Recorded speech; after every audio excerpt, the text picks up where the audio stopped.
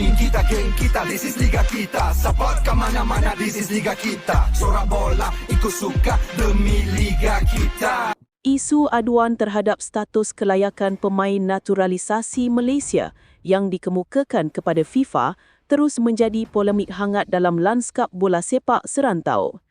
Nama Presiden Persatuan Sepak Bola Seluruh Indonesia PSSI, Erick Thohir, sekali lagi menjadi perhatian apabila beliau didakwa sebagai watak utama di sebalik gerakan membawa isu tersebut ke peringkat antarabangsa.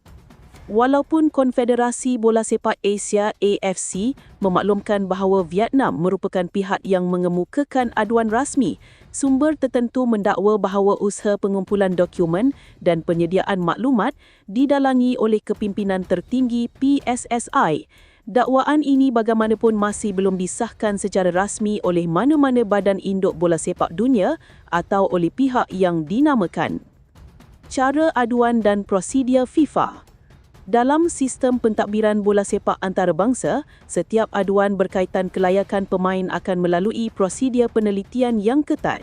FIFA lazimnya menilai dokumen berkaitan kerakyatan, sejarah pendaftaran pemain, tempoh menetap serta pematuhan terhadap artikel 5 hingga 9 Peraturan Status dan Perpindahan Pemain.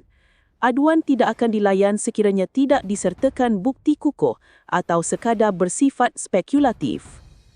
Justru, sekiranya benar wujud aduan berkaitan pemain naturalisasi Malaysia, ia perlu dilihat dalam kerangka peraturan sedia ada. Proses naturalisasi dalam bola sepak bukan perkara baharu. Banyak negara menggunakan pendekatan ini bagi memperkukuh skuad kebangsaan masing-masing. Malaysia sendiri, seperti beberapa negara Asia lain, telah memanfaatkan pemain berdarah campuran atau yang memenuhi syarat kelayakan untuk mewakili negara.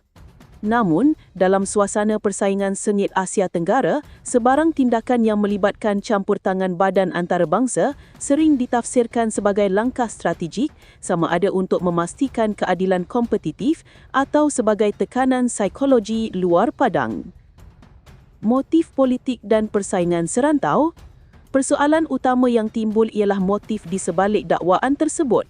Pemerhati sukan melihat persaingan antara Malaysia dan Indonesia bukan sekadar perlawanan di atas padang tetapi turut melibatkan dimensi nasionalisme, pengaruh pentadbiran dan imej kepimpinan. Sejak beberapa tahun kebelakangan ini, skuad Harimau Malaya menunjukkan peningkatan prestasi ketara. Keputusan memberangsangkan dalam kejohanan serantau serta peningkatan ranking dunia memberi isyarat bahawa Malaysia kembali menjadi kuasa kompetitif di Asia Tenggara. Situasi ini secara tidak langsung memberi tekanan kepada negara jiran yang turut berusaha membina semula kekuatan pasukan kebangsaan. Dalam konteks ini, sebarang aduan terhadap kelayakan pemain boleh ditafsirkan sebagai langkah untuk memastikan persaingan berlangsung dalam kerangka peraturan yang adil. Namun, ia juga boleh dilihat sebagai langkah taktikal untuk menggugat fokus dan stabilitas pasukan lawan. Kedudukan Erick Thohir dalam pentadbiran sukan. Erick Thohir bukan figura baharu dalam dunia sukan antarabangsa. Selain memimpin PSSI, beliau juga merupakan Menteri Pemuda dan Olahraga Indonesia. Latar belakang beliau sebagai ahli perniagaan dan tokoh korporat yang pernah terlibat dalam pengurusan kelab bola sepak Eropah memberinya reputasi sebagai pentadbir yang berfikiran global. Namun, pendekatan beliau sering mencetuskan perdebatan. Tindakan memegang pelbagai jawatan dalam struktur bola sepak Indonesia sebelum ini menimbulkan persoalan berkaitan takdir urus dan potensi konflik kepentingan. Walaupun beliau mempertahankan langkah tersebut sebagai usaha mempercepat reformasi sistem pengadilan dan pentadbiran, pengkritik melihatnya sebagai pemusatan kuasa yang boleh menjejaskan prinsip simak dan imbang. Dalam isu perkini, beliau sebelum ini menafikan sebarang penglibatan langsung dalam gerakan aduan. Tanpa kenyataan rasmi yang mengesahkan dakwaan sumber tertentu, kedudukan beliau kekal dalam ruang spekulasi. Bagaimanakah pula peranan media dan persepsi awam? Dakwaan bahawa media tertentu digunakan untuk membentuk naratif negatif terhadap pasukan Malaysia menambah lagi dimensi polemik.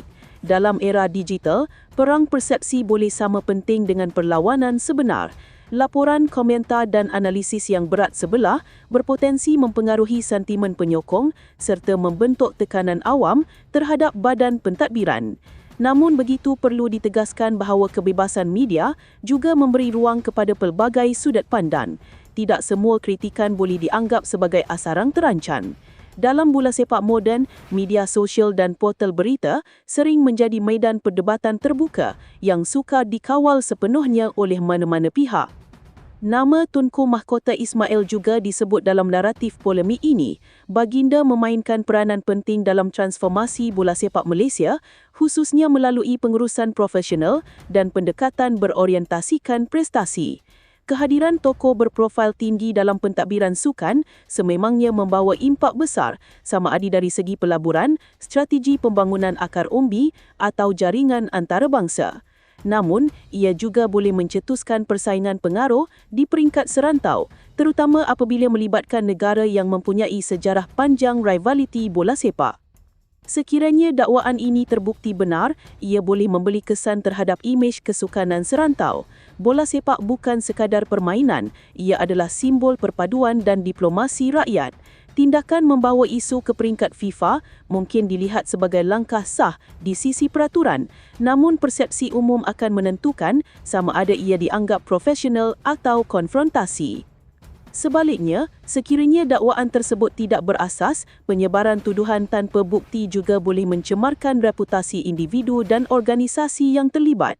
Oleh itu, ketelusan dan komunikasi rasmi amat penting bagi meredakan spekulasi. Dalam sejarah bola sepak Indonesia, kontroversi pentadbiran bukan perkara baharu. Perubahan kepimpinan sering disertai janji reformasi dan usaha membersihkan imej persatuan.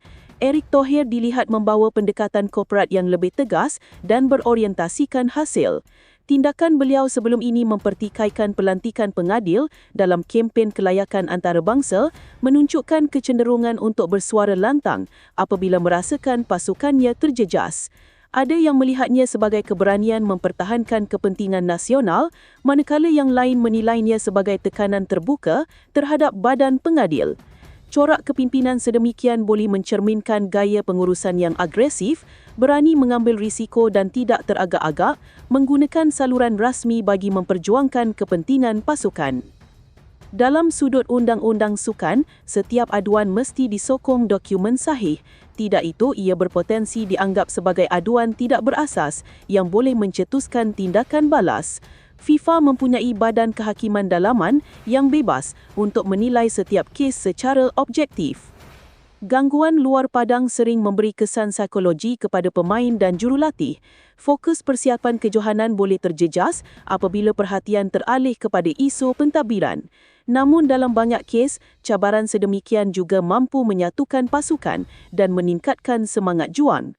Harimau Malaya sebelum ini pernah berhadapan tekanan seumpama itu dan berjaya mengekalkan momentum prestasi.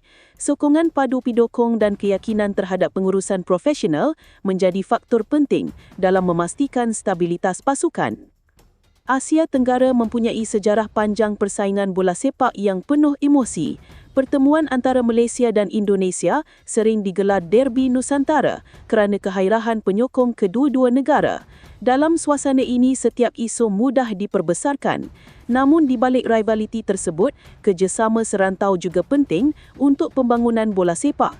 Program pertukaran jurulatih, kejohanan bersama dan inisiatif pembangunan akar umbi memerlukan hubungan baik antara persatuan.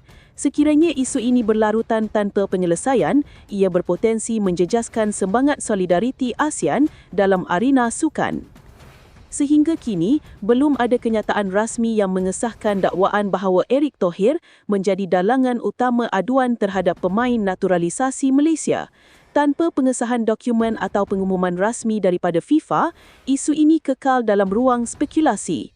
Apa yang pasti, polemik ini menerlahkan betapa kompleksnya hubungan antara pentadbiran, politik dan sukan di peringkat serantau. Ia juga mengingatkan bahawa dalam era globalisasi bola sepak, keputusan di bilik mesyuarat boleh sama penting dengan jaringan di atas padang. Akhirnya, penyelesaian terbaik terletak pada ketelusan, pematuhan peraturan dan komunikasi profesional antara semua pihak.